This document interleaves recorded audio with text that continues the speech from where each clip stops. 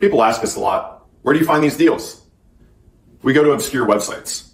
There are about 14 of them that we go to on a regular basis. We'll let you know which ones we do. They're quick and easy to look at because not very many posts are on there, but they're a great place to start to look to find some great Magic the Gathering deals.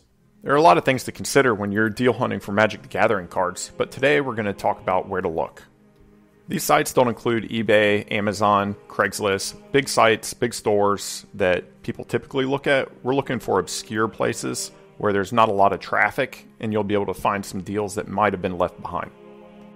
First up is POSHMARK. It's an app and a website. You'll need to make an account to access it, but once you do, you'll see all the listings, and you might even be able to pick up a vintage Judge t-shirt while you're at it because it's made for fashion, used, and new clothing. But you'll find plenty of Magic the Gathering if you use that in the search bar. Next, we have another fashion swap website, Invented. You'll only find a few posts here related to Magic the Gathering, but when you find them, you could pick up a deal or two. Next is Depop, another fashion swap app and website where you can find hundreds of Magic the Gathering listings. One of the better searches to use here is Magic cards, and you can find stuff to pick through.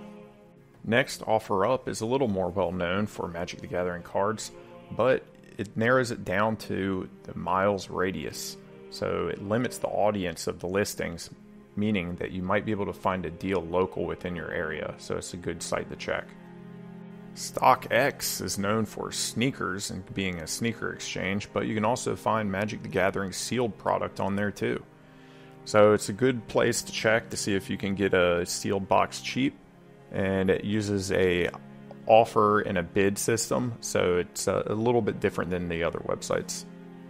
Next, we have the largest one for Magic the Gathering is shopgoodwill.com. So this is the Goodwill online site, and it uses a bid system very similar to eBay's. Recently, there's been a lot more people on this site, so it's getting a lot more traffic, meaning that the bids are going to be more competitive.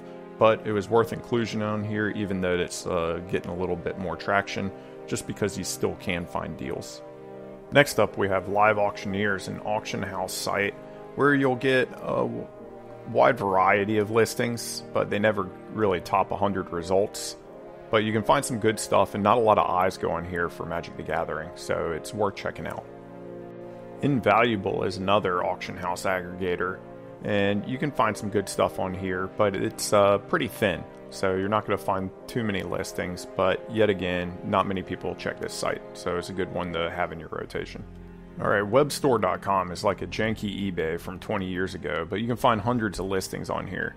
It's definitely buyer beware, so be careful on this site. And there's tons of ads, but once you sift through them, you can find deals.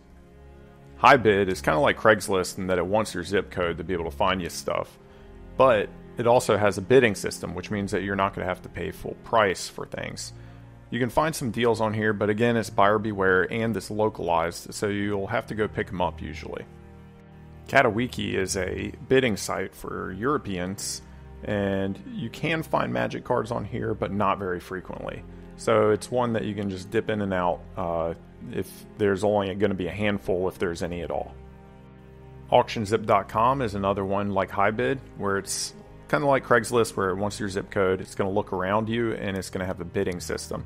So you can win something with just one bid and maybe get a good deal on it. Listia.com is probably the most awkward and weird sites on this list because it has its own economy. It's a barter system, but it uses Listia points. So you have to list items and sell them in order to be able to purchase other items. And there's ways to get points right off the bat just by signing up, inviting your friends, stuff like that. But then you have to barter those and bid those into specific cards or collections in order to receive those.